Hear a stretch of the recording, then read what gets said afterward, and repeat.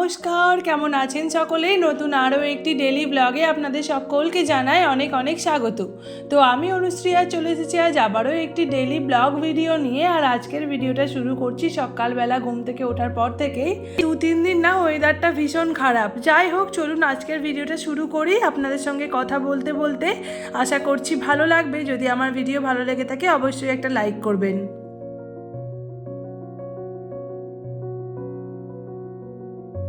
এই 2-3 দিন ধরে না ওয়েদারটা ভীষণ খারাপ। এত ঝোড়ো হাওয়া দিচ্ছে, সব সময় মেঘলা ওয়েদার, রোদ ওঠার তো নামই নেই। জামা কাপড়গুলোও না সবসময় মনে হচ্ছে যে ঠিকঠাক বোধহয় শুকোয়নি, ভালো করে গরম হয়নি। যাই হোক, আগের দিন না যেহেতু মানে বিকালবেলা থেকে না অনেক বাসন মাজা, তারপরে ঘর দুয়ার সব ঝাড়া মোছা, রান্নাঘর পরিষ্কার এই সমস্ত কিছু করা হয়েছিল।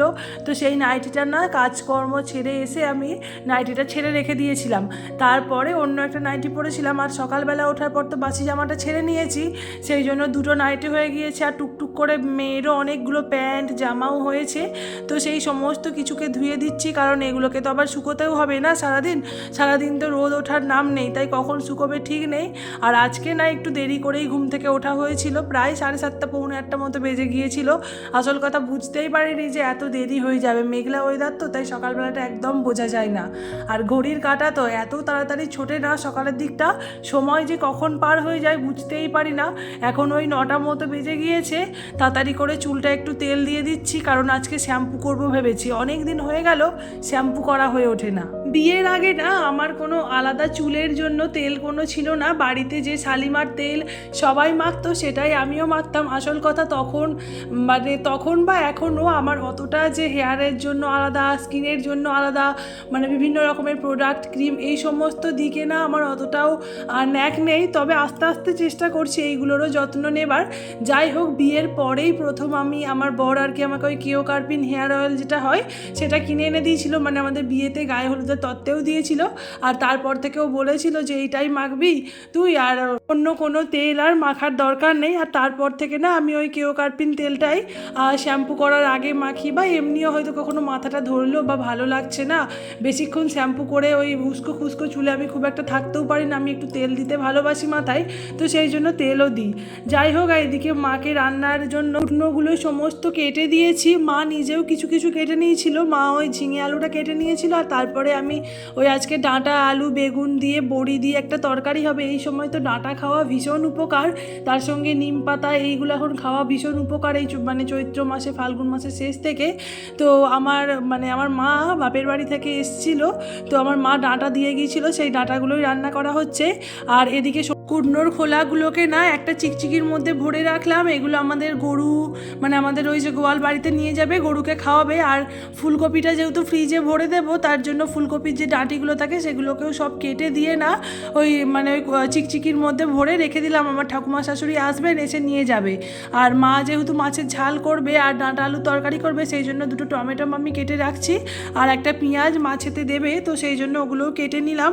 কেটে নিয়ে না এদিকটা পুরো ঝাঁটটা দিয়ে দেবো। আজকে অনেকটা বেলা হয়ে গিয়েছে কাজ করতে, যেহেতু সকালবেলা ঘুম থেকে দেরি করে উঠেছি। আর ওয়েদারটাও এত খারাপ, মানে কাজ যেন এগোচ্ছেই না। ওদিকে মিষ্টি গিয়েছিল বেড়াতে, তারপরে ও চলে এসেছে, এখন ভীষণ কাঁদছে, ওর ঘুম পেয়েছে। এদিকে তো অনেকক্ষণ সকালে খাইয়েছি, তাই ভাবলাম যে একটুখানি ভাত খাইয়ে দিই ওকে। তো ভাতটাকে মেখে চটকে একটু আলু ভাতে দিয়ে খাওয়াচ্ছি। কিন্তু এত বদমাশ না, এত দুষ্টু হয়েছে, এখন একটুও খেতে চায় না। খাওয়ার সময় দেখবো মুখ থেকে জিভ দিয়ে বার করে ফেলে দিচ্ছে, না হলে মুখে আঙুল দিয়েও দেখি এখন বার করে দেয়।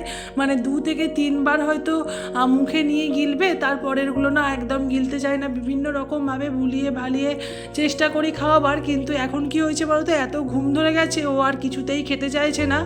যাই হোক, ওকে আর বেশি জোর করে আমি কখনোই খাওয়াই না, আর আজকেও তাই করেছে, একদম বেশি জোর করিনি। যতটুকু খেয়েছে, যখন দেখলাম বায়না করছে, কাঁদছে, খাবে না বলে, তখন আর খাওয়াইনি। ওদিকে ওকে নিয়ে ওপরে চলে গিয়েছিলাম ঘুম পাড়াতে। এই যে একটা কথা কি বলো তো, ছোটো মেয়ে নিয়ে না কোনো কাজ তুমি এক চান্সে করতে পারবে না। আমার মানে এত দেরি হয় কোনো কাজ করতে, হয়তো ভাবছি যে তাড়াতাড়ি করে নেব, মানে দেরি করব না, কিন্তু হয় না। কখনো কখনো হয়তো ও কাঁদে, কখনো কখনো হয়তো ও কোলে চাপবো বলে বায়না করে। বিভিন্ন সময় বাচ্চা মানুষ তো, ওর বিভিন্ন সময় বিভিন্ন রকম মর্জি হয়, তো সেই অনুযায়ী আমাদেরকেও একটু চলতে হয়।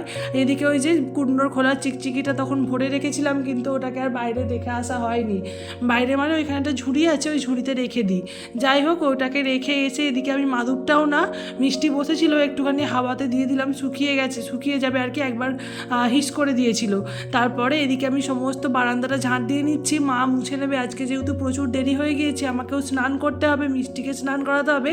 ও এখন ঘুমাচ্ছে, তো আগে আমি চান করে নিই, তারপরেই ওকে চান করাবো, সেই জন্য আর কি তাড়াতাড়ি করে ঝাঁটটা দিয়ে নিলাম। ওদিকে আমার ওপরের বিছানাটা তো গোছানো হয়ে গিয়েছে, কিন্তু কি বলতো, ওই ওপরটা এখনও ঝাঁট দেওয়া হয়নি আর মোছাও হয়নি, এগুলোও গিয়ে করতে হবে।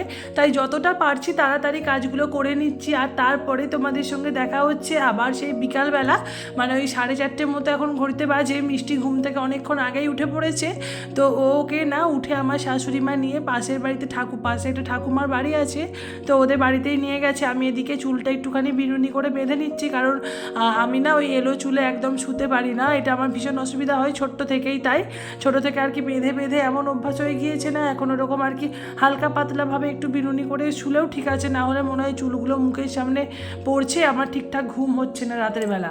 তো যাই হোক, এদিকে আমি চুল টুল বেঁধে একটু সিঁদুর পরে নিলাম, আর মুখে একটু ক্রিমও লাগিয়ে নিলাম, কারণ বিকেলবেলা একটুখানি সাজুগুজু করতে তো সবারই ভালো লাগে।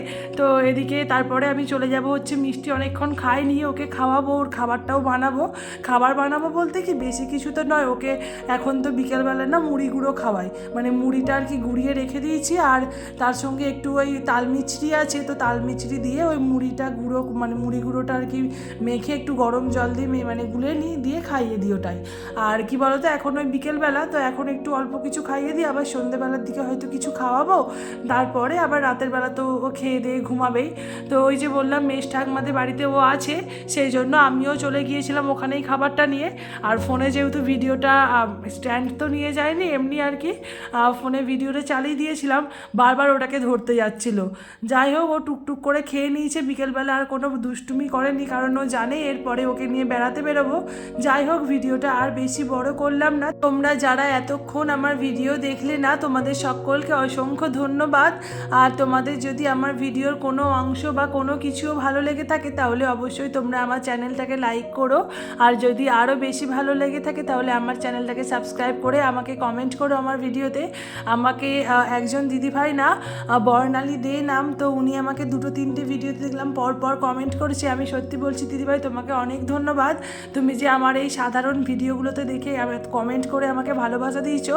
তো যাই হোক, আজকের মতো ভিডিওটা আপাতত এখানেই শেষ করছি, তোমাদের সঙ্গে দেখা হবে নেক্সট ব্লগে। ততক্ষণের জন্য তোমরা সকলে খুব ভালো থেকো, সুস্থ থেকো, আর আমাকে অনেক ভালোবাসা দিও, যাতে আমি আরও অনেক এগিয়ে যেতে পারি। তো আজকের মতো টাটা।